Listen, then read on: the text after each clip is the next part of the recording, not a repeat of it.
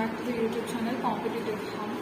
ఈ యూట్యూబ్ ఛానల్లో డిఎస్సికి సంబంధించిన టాపిక్స్ నేను ఎక్స్ప్లెయిన్ చేసి వీడియోస్ పెడతానని చెప్తాను. లైవ్ కూడా కండక్ట్ చేస్తాను నేను.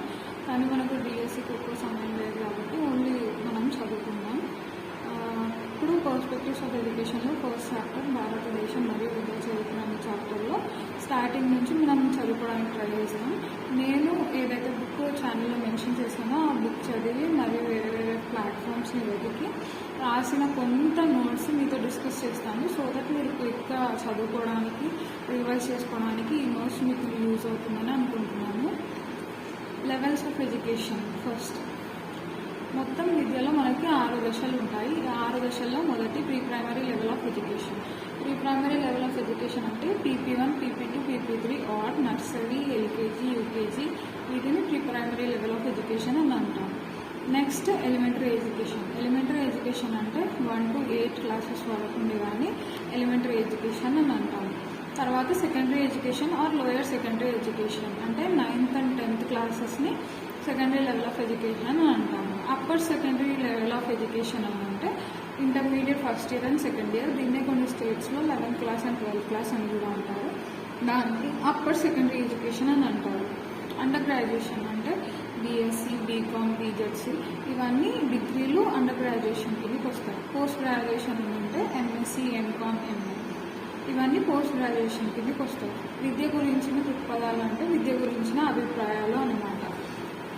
విద్య అనేది 2 రకాలు, సాంకేతిక విద్య మరియు వృత్తిపరమైన విద్య. సాంకేతిక విద్యనే టెక్నికల్ ఎడ్యుకేషన్ అని కూడా అంటారు. ఈ టెక్నికల్ ఎడ్యుకేషన్ కిందకి ఇంజనీరింగ్, అగ్రికల్చర్, ఫార్మసీ, మేనేజ్మెంట్ కోర్సులు అనేది రావడం జరుగుతుంది. ప్రొఫెషనల్ ఎడ్యుకేషన్ కిందకి లేదా వృత్తిపరమైన విద్య కిందకి టీచరు, డాక్టర్, లాయర్ ఇవన్నీ వృత్తిపరమైన విద్య కిందకి వస్తాయి. Historical perspectives of education. విద్య అంటే అర్థం ఏంటి? విద్య అనేది ఒక తెలుగు పదం. ఇది విద్ అనే సంస్కృత పదం నుంచి తెలుసుకోవడం జరిగింది. విద్ అంటే తెలుసుకోవడం. దీన్నే ఇంగ్లీష్లో మనం ఎడ్యుకేషన్ అని అంటాము. ఈ ఎడ్యుకేషన్ అనే పదము 2 లాటిన్ పదాల సమూహం. ఒకటేమో ఎడ్యుకేర్, ఇంకోటేమో ఎడుసిరి. ఎడ్యుకేర్ అని అంటే టు బ్రింగ్ అప్, ఎడుసిరి అంటే టు షో ద వే. సాధారణ లెక్కలు ఇవన్నీ చేస్తాం కదా వితౌట్ ఎనీ టెక్నికల్ ఇన్ఫర్మేషన్, దాన్నే అర్థమెటిక్ అని కూడా అంటాము. విస్తృత అర్థంలో విద్యని ఎలా సంబోధించారు అంటే సంపూర్ణమైన మూర్తిత్వ అభివృద్ధి చెందించేదే విద్య. ఇది ఒక నిరంతర ప్రక్రియ అని వాళ్ళు వివరించారు. విద్యని వివిధ రకాలైన వ్యక్తులు వివిధ రకాలుగా వర్ణించారు.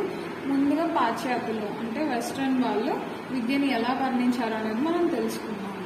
గొప్ప శాస్త్రవేత్త అయిన సోక్రటీస్ తప్పులను తొలగించి సత్యాన్ని అన్వేషించేదే విద్య అని అభివర్ణించాడు. అంటే మనం దీన్ని గుర్తుపెట్టుకోవాలని అంటే ఇక్కడ నేను అండర్లైన్ చేశాను కదా, ఆ పదానికి ఇంకా సోక్రటీస్కి మనం లింక్ పెట్టుకొని గుర్తుపెట్టుకోవచ్చు. సోక్రటీస్ సత్యాన్ని అన్వేషిస్తాడు అని గుర్తుపెట్టుకుంటే సరిపోతుంది.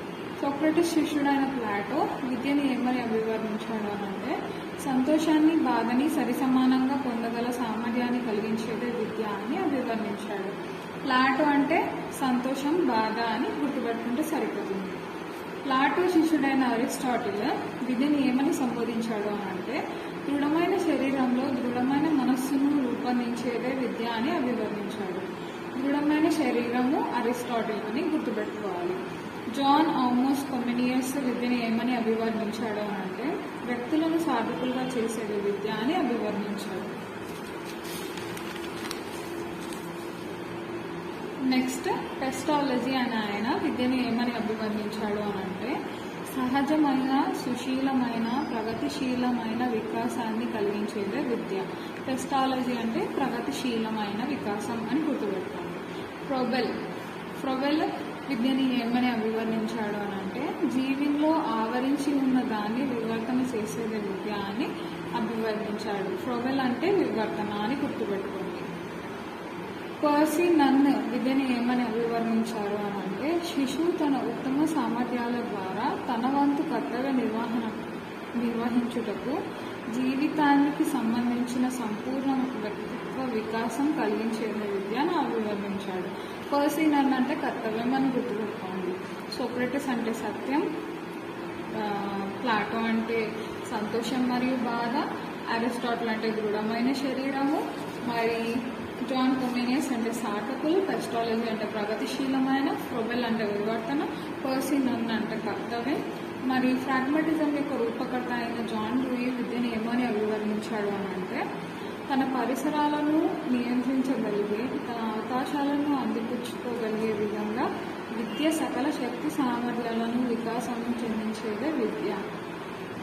జాన్ డూయి అంటే పరిసరాలు అంటే ప్రాగ్మటిజం ద్వారా ప్రాజెక్ట్ వర్క్ వచ్చింది. ఇలా గుర్తుపెట్టుకుంటే మీకు లింక్ అనేది చాలా మంచిగా గుర్తుంటుంది. ఓకే, నెక్స్ట్ ఎమర్సన్ విద్యను ఏమని అభివర్ణించాడు అని అంటే, మనసును నియంత్రించుకోవడమే విద్య అని అభివర్ణించాడు. ఎమర్సన్ అంటే మనసును నియంత్రించుకోవడమే.